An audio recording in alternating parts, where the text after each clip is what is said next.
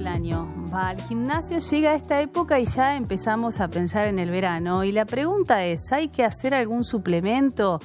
¿Cómo vamos tratando de compatibilizar la actividad del gimnasio con las proteínas, por ejemplo? Y para hablar de este tema está con nosotros como a cada jueves Sofía Di Loreto. ¿Cómo te va? Buen día. ¿Cómo va? Muy bien, muy bien. ¿Van de la mano una cosa con la otra? ¿Tienen que ir de la mano? No necesariamente, no siempre. Se tiene que justificar.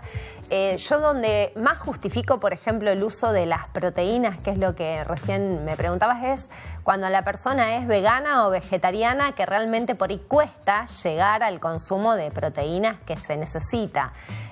Para gente que va al gimnasio de forma amateur, generalmente con una buena alimentación se llega al consumo de proteínas si consume carnes, huevos, quesos. No es necesario sumarle adicionalmente porque en realidad uno cree que necesita comer un montón. Y la carne ya aporta, por ejemplo, una gran cantidad de proteínas, entonces el cuerpo no puede absorber mucho más y tendría que trabajar el riñón para ser eliminado. Ahora, en casos a veces de hipertrofia, donde personas son fisicoculturistas, en donde se la pasan comiendo alimentos, bueno, ahí está por ahí justificado, pero porque su cuerpo pasó a ser una forma de trabajo que necesitan hacer para ese consumo. ¿Y qué función cumple la proteína en la actividad física? Para que la gente también comprenda por qué es necesario que de alguna manera eso forme parte de la alimentación o esté incluida con algún suplemento. Y porque, bueno, la proteína lo que va a hacer es generar lo que es ese volumen, lo que nosotros necesitamos para esa pared, o sea, se va a romper. O sea, hay que tener en cuenta varias cuestiones cuando uno hace actividad física y lo que quiere es generar que el músculo crezca. Principalmente necesitamos un buen descanso, eso es clave, porque ahí es donde más va mi cuerpo a poder trabajar para que esa masa muscular pueda desarrollarse. A veces como la proteína correcta o hago el ejercicio correcto, pero no descanso bien y eso no va a suceder. Y bueno, y la proteína principalmente va a cumplir la función de esa construcción muscular, o sea, el cuerpo es como que rompe esas fibras por el esfuerzo físico y esa proteína me va a ayudar a que se vuelva a armar, que se me vuelva a construir, pero más grande si es lo que generé. Si mi cuerpo le falta esa construcción, no la puede realizar eficazmente. Entonces, por eso ahí es donde es clave el consumo de proteínas, pero la gente cree que es mucho más de lo que realmente se necesita. Sí, incluso hay gente que ya lo incorpora como suplemento alimentario y antes de ir al gimnasio o después consume la proteína.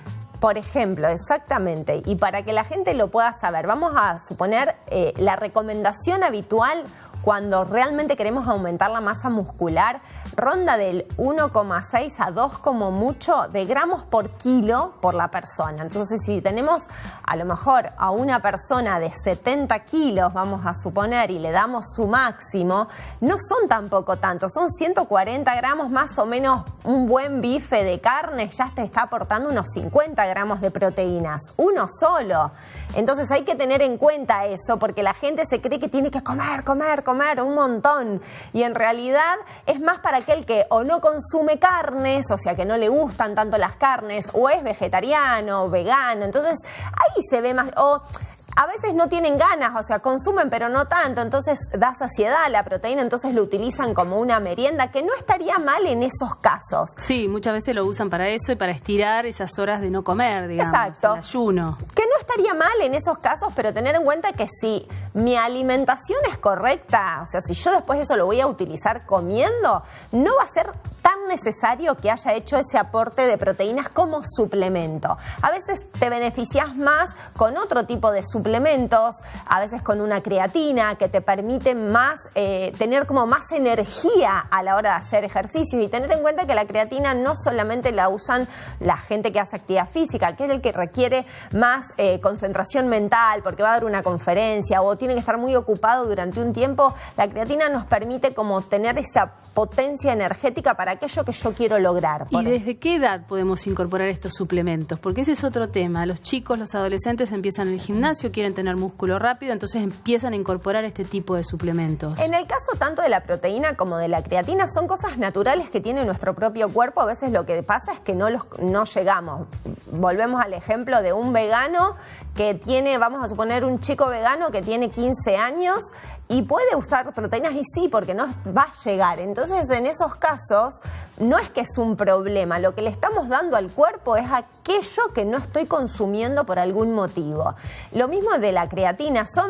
Esos suplementos no son como cosas raras, por así decirlo. Es lo mismo cuando utilizamos aminoácidos. El aminoácido sería la partícula chiquitita de la proteína. Es lo que mi cuerpo va a absorber posteriormente. Entonces, yo soy más fan, vamos a decirle de ese modo, antes de suplementarme a lo mejor con proteínas, me parece mejor los aminoácidos, porque el cuerpo trabaja menos, le doy aquello que yo estoy necesitando y sobre todo ver que por ahí me está haciendo falta. Yo en la parte deportiva, bueno, obviamente que si son menores de edad se tiene que justificar, muchas veces no es necesario y menos si no hay competencia, o sea, muchas veces con la alimentación equilibrada alcanza. Tienen que ser casos puntuales o al revés, un ejercicio físico excesivo en donde necesitamos cuidarnos más de lesiones. Por ejemplo, yo para la parte de lesiones, que es algo mucho más común, suplemento con un buen colágeno que aporte 1 gramo de vitamina C, ese colágeno para que pueda ser absorbido, que no me falte magnesio, que no me falte potasio. Esas son las cosas que siempre hay que tener en cuenta a la hora del ejercicio. Las proteínas, como dije, se tiene que evaluar el caso. Y siempre con asesoramiento médico. Ante cualquier duda, asesorate con un profesional porque realmente es la única manera de que estemos tranquilos que esto no va a afectar nuestra salud. Totalmente, exacto. Y saber que todo es personalizado y no todos necesitamos lo mismo. Así que bueno, eso es clave. Gracias por haber venido. Nos vemos la semana que viene. ¿Cómo no? Hasta la próxima. Seguimos.